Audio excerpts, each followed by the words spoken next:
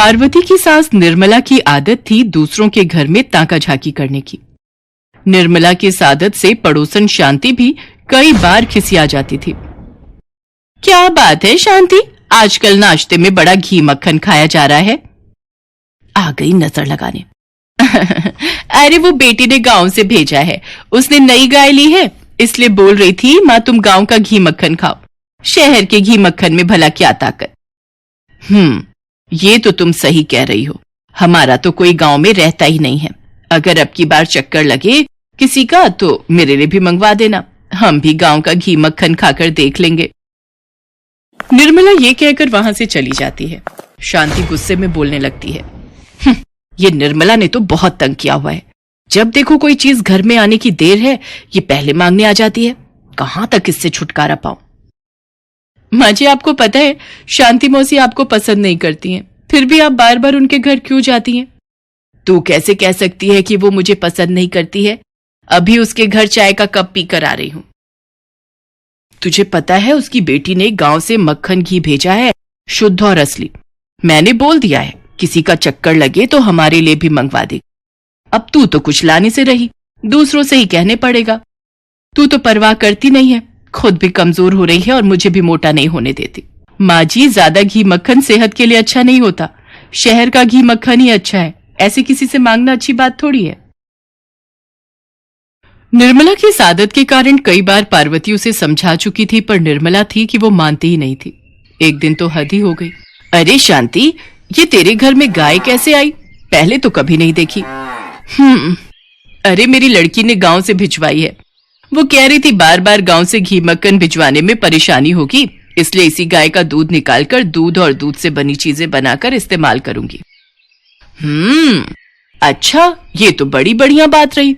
तुम अपने लिए दूध निकालो तो थोड़ा मुझे भी दे देना। हमारा दूध वाला बड़ा पतला दूध देकर जाता है, चाय में बिल्कुल भी स्वाद नहीं रहता। ज्यादा नहीं, बस रोज का 1 कप मेरे लिए काफी है, बाकी सब घर के लोग तो वही दूध से बनी चाय पी लेते हैं। निर्मला कुछ दिनों तक लगातार शांति के घर जाती और गाय का दूध लेकर आ जाती। इस बात से शांति बहुत परेशान थी। शांति, गाय ने दूध दिया होगा, जरा 1 कप दे देती, चाय चढ़ाने जा रही थी। पता नहीं जब से तेरी गाय आई है मुझे इसी के दूध की चाय पसंद है। देती हूँ, रुको, देखना पड़ेगा बचा भी है या नहीं। थोड़ा सा ही रखा है, अब तो कल ही गाय दूध देगी। अरे तो कोई बात नहीं, मेरे लिए तो इतना ही बहुत है, ला मुझे पकड़ा दे। निर्मला शांति के हाथ से दूध का गिलास लेकर चली जाती है। ये निर्मला ने तो बहुत परेशान किया हुआ है, इससे छुटकारा पाने के लिए कुछ करना ही होगा। अगले दिन निर्मला जब शांति के घर दूध लेने के लिए जाती है तो शांति पहले से ही एक योजना बनाकर बैठी थी। शांति अपनी बहू से बोली, बहू, निर्मला सामने से आ रही है, चलो नाटक शुरू करते हैं। तुम्हें पता है बहू, हमारी ये गाय बहुत भाग्यशाली है। एक बहुत पहुंचे हुए साधु बाबा ने कहा है कि कुछ ही दिनों में हमारी गाय जादुई बनने वाली है। क्या सचमुच हमारी गाय जादुई बन जाएगी? हाँ, एक बहुत पहुंचे हुए साधु बाबा दोपहर में आए थे। उन्होंने हमारी गाय को देखा और कहा कि आने वाली 20 तारीख तक अगर हम रोजाना रात में अपनी गाय का गोबर अपने घर के आंगन में इकट्ठा करेंगे तो वो गोबर सोने का बन जाएगा। माँ जी जरा धीरे बोलो, दीवारों के भी कान होते हैं, कहीं रात के समय हमारा गोबर कोई चुरा कर ले गया तो हमारी जगह वो अमीर बन जाएगा। खासकर निर्मला चाची से ये बात छुपा कर रखना, उन्हें पता चल गया तो वो रोजाना गोबर चुरा कर ले जाएंगी। ये दोनों सोच रही हैं मैंने इनकी बातें नहीं सुनी है, पर मैंने तो इनकी सारी बातें सुन ली है। अब ये सारा गोबर मेरा होगा, ढेर सारा सोना मैं रखूंगी। उस दिन निर्मला शांति से दूध लिए बिना ही वापस लौट जाती है और शांति और उसकी बहू जोर जोर से ठहाके मारकर हंसने लगती हैं। निर्मला पार्वती को इस बारे में कुछ नहीं बताती। रात के समय जब सब सो रहे थे, निर्मला चुपचाप उठती है और शांति के घर जाती है। अरे बाप रे, गोबर में से कितनी बदबू आ रही है, पर क्या करूं, मजबूरी में इसे उठाकर अपने घर के आंगन तक ले जाना ही होगा। निर्मला गोबर चुराकर अपने घर के आंगन में डाल देती है। अगले दिन पार्वती उठती है और निर्मला से पूछती है, माँ जी, हमारे घर के आंगन में गाय का गोबर पड़ा है, बहुत बदबू आ रही है, पता नहीं लगता है कोई गाय रात के समय गोबर कर गई। आपकी चारपाई हटाकर साफ कर देती हूँ। अरे नहीं बहू, रुको, ये गोबर मत हटाना, वो मुझे पूजा के लिए उपले बनाने हैं, इससे ज्यादा मैं तुम्हें कुछ नहीं बता सकती। ठीक है, जैसी आपकी मर्जी, अब मैं क्या ही बोलूं। अब तो रोजाना ही पार्वती की सास निर्मला गोबर की चोरी करने लगी। शांति और उसकी बहू तो मजे ले रही थी। गोबर चुराने के चक्कर में निर्मला ने शांति से दूध मांगना बंद कर दिया। निर्मला को तो बस अब हर तरफ सोना ही सोना दिखाई दे रहा था। बस 2 दिन की बात और है, परसों ये सारा गोबर सोने में बदल जाएगा। माँ जी ये भी गुस्सा कर रहे थे, आपने पूरे आंगन में गोबर ही गोबर फैला दिया है। आखिर इस गोबर का करना क्या चाहती हो, और ये गोबर आप लाती कहाँ से हो? मैंने तुम्हें एक बार कह दिया ना कि ये गोबर मुझे चाहिए, परसों के बाद ये गोबर तुम्हें यहाँ नहीं दिखाई देगा। पार्वती चुप हो जाती है। अगले दिन पार्वती जब छत पर कपड़े सुखा रही थी तो उसने पड़ोस की छत पर बैठी शांति और उसकी बहू की बातें सुन ली। देखा बहू, निर्मला का घर गोबर से भर गया है। हमने कैसी अच्छी योजना बनाई, रोजाना इतना दुखी किया हुआ था इस निर्मला ने। आपने सही किया, निर्मला चाची तो उस गोबर को सोने में बदलता हुआ देखने के लिए कितनी उत्साहित हो रही हैं। पर जब ऐसा कुछ नहीं होगा तो वो अपना सिर पकड़कर बैठ जाएंगी। उन्हें आपने अच्छा सबक सिखाया है। अच्छा तो ये बात है, ये दोनों सास बहू माँ जी का मजाक बना रही हैं, मुझे इन्हें सबक सिखाना हो। पार्वती निर्मला को सारी बात बताती है, जिसे सुनकर निर्मला को बहुत दुख होता है। माँ जी आप चिंता मत करो, देखना कल शांति मौसी आपसे खुद माफी मांगेंगी। मैं जैसा कहती हूँ आप वैसा ही करो। अगले दिन निर्मला शांति के पास जाती है। शांति ये लो मुंह मीठा करो, तुम्हारे कारण आज हम लखपति बन गए। पूरे 50 लाख रुपए का सोना बिका है, घर में सब बहुत खुश है।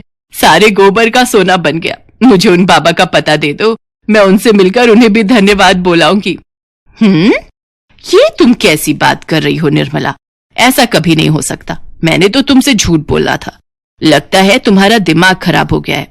मेरे घर कोई बाबा नहीं आए। शांति के मुंह से सच्चाई निकल ही जाती है। इतनी देर में पार्वती भी वहां आ जाती है। शांति मौसी, हम तो आपके मुंह से सच्चाई उगलवाना चाहते थे और वो सामने आ गई। आज के बाद सासू माँ आपसे कोई मतलब नहीं रखेंगी। आपने मेरी सासू माँ को चोर बना दिया, शर्म आनी चाहिए आपको। वो तो आपको अपना मानकर थोड़ा बहुत कुछ मांग लेती थी, पर आपने उनके अपनेपन का मजाक बनाया। चलो सासू माँ, आज के बाद इनके घर आने की कोई जरूरत नहीं है। पार्वती निर्मला के साथ घर आ जाती है। शांति चाहते हुए भी अपनी इस गलती की माफी निर्मला से नहीं मांग सकती थी, क्योंकि वो जानती थी कि निर्मला को उसकी इस बात से बहुत ठेस पहुंची है और अब ये आपसी प्रेम का रिश्ता कभी ठीक नहीं होगा। माँ जी, मैंने आपको मना किया था, इस घर में अगर आम आए तो मैं ये घर छोड़कर चली जाऊंगी, पर आपने फिर आम मंगवा लिए। आपको पता है मुझे आम बिल्कुल भी पसंद नहीं है। अरे तुझे पसंद नहीं है तो मुझे तो पसंद है। मैंने राजेश से कहकर स्पेशल दशहरी और चौसा आम मंगवाए हैं। आज आम के साथ मैं एक रोटी ज्यादा खाऊंगी। ठीक है, आप खाओ आम, मैं ये घर छोड़कर जा रही हूँ। किसी को भी कहीं जाने की जरूरत नहीं है। माँ, तुम छत पर बैठकर आम खा लो। प्रिया, तब तक तुम कमरे में बैठ जाओ। ये अच्छी जोर जबरदस्ती है, सीजन का फल भी नहीं खा सकते। दुनिया आम खाती है, हमारे ही घर में आम खाने पर पाबंदी है। तेरे पिताजी आम खरीद कर लाते थे, हम बाल्टी भर कर रख लेते थे और 2-2 किलो आम खा जाते थे। और तेरी बहू के आने के बाद तो जैसे आम मुझे सूंघ सूंघ कर खाना पड़ रहा है। जा रही हूँ मैं छत पर बैठकर आराम से खाऊंगी आम। प्रिया को आम खाना पसंद नहीं था। उसके सामने अगर कोई आम खाए तो वो गुस्से में आ जाती थी, और इसके उलट सुलोचना को आम खाना बहुत पसंद था और वो आम खाने का कोई भी मौका नहीं छोड़ती थी। इसी कारण जब भी आम का सीजन आता था तो दोनों सास बहू की लड़ाई शुरू हो जाती थी। एक दिन सुलोचना सब्जी मंडी गई और उसने देखा कि एक आम वाला भैया सस्ते दामों में बड़े ही रसीले आम बेच रहा था। उसका मन ललचा गया। मन तो कर रहा है अभी हाथों हाथ ये आम खरीद कर खा लूं। प्रिया के चक्कर में कितना तरसना पड़ता है आम खाने के लिए। काश ऐसा होता कि प्रिया आम खाने की सबसे बड़ी शौकीन बन जाती। सुलोचना अपने आप से बातें करती आ रही थी, तभी उसे पेड़ के नीचे बैठे एक साधु बाबा मिलते हैं। वो उन्हें माथा टेकती है और खरीदे हुए आमों में से कुछ आम बाबा के सामने रख देती है। बाबा, ये कुछ आम आप रख लीजिए। इतने सारे आम तुमने मुझे दे दिए, अपने घर के लिए नहीं रखे? बाबा, मेरे घर पर मेरे अलावा ये आम और कौन खाएगा। मेरा बेटा मुश्किल से एक आम खाता है और मेरी बहू तो आम से इतनी नफरत करती है कि मैं घर में आम खा ही नहीं सकती। चोरी छुपकर मुझे आम खाने पड़ते हैं। बस इतनी सी बात। तो आज से तुम्हारी बहू को सबसे ज्यादा आम खाने ही पसंद आएंगे। वो दिन रात आम खाए बिना नहीं रहेगी। ये आम लो और इसका छोटा सा हिस्सा किसी भी तरह अपनी बहू को खिला देना। जैसे ही ये आम बहू खाएगी, उसी पल आम उसका पसंदीदा फल बन जाएगा। साधु बाबा से आशीर्वाद लेकर सुलोचना घर आ जाती है और बहाने से उस आम के टुकड़े को प्रिया को खिला देती है। उसी शाम, माँ जी, फ्रिज में कुछ आम रखे थे, वो दिखाई नहीं दे रहे। आम खाने का बड़ा मन था। हाँ, वो फ्रिज में ऊपर वाले डब्बे में है। चलो हम दोनों मिलकर आम खाते हैं। दोनों सास बहू मिलकर आम खाती हैं, पर प्रिया को तो और आम खाने थे। वो और आम खाने की मांग करती है। सासू माँ, मुझे और आम खाने हैं। मैं राजेश को फोन कर देती हूँ, वो बाजार से ले आएंगे। प्रिया को ऐसा करते देख सुलोचना बहुत खुश थी। आखिर आम उसे भी बहुत पसंद थे और अब उससे भी ज्यादा से ज्यादा आम खाने को मिल रहे थे।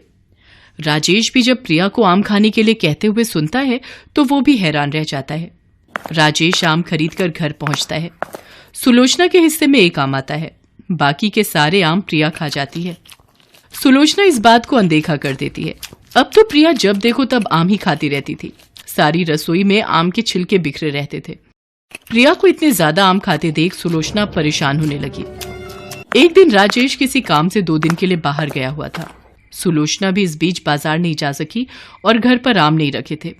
प्रिया ने शोर मचाना शुरू कर दिया। माँ जी, मुझे आम खाने हैं। फ्रिज में आम क्यों नहीं है? आप मुझे कहीं से भी आम लाकर दो। मैं आम खाए बिना नहीं रह सकती। क्या मुसीबत मोल ले ली। रात के 10 बज रहे हैं। अब इस समय आम कहाँ से लाऊं? मुझे किसी भी कीमत पर आम खाने हैं। अब तो एक ही रास्ता बचा है।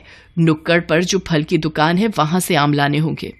सुलोचना प्रिया को लेकर पड़ोस में बनी फल की दुकान पर जाती है, पर दुकान बंद हो चुकी थी और प्रिया आम खाने के लिए शोर मचा रही थी।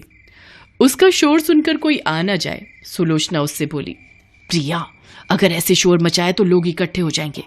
अब हमारे पास एक ही रास्ता बचा है। हम दोनों को इस दुकान से आम की चोरी करनी होगी। कोई बात नहीं माँ जी, हम आम की चोरी भी कर लेंगे, पर कम से कम रसीले आम खाने को तो मिल जाएंगे। तुम पतली हो, इस खिड़की के रास्ते तुम दुकान के अंदर चली जाओ और सामने रखी आम की पेटी में से आम उठा लाना। फलों की दुकान में एक खिड़की बनी थी।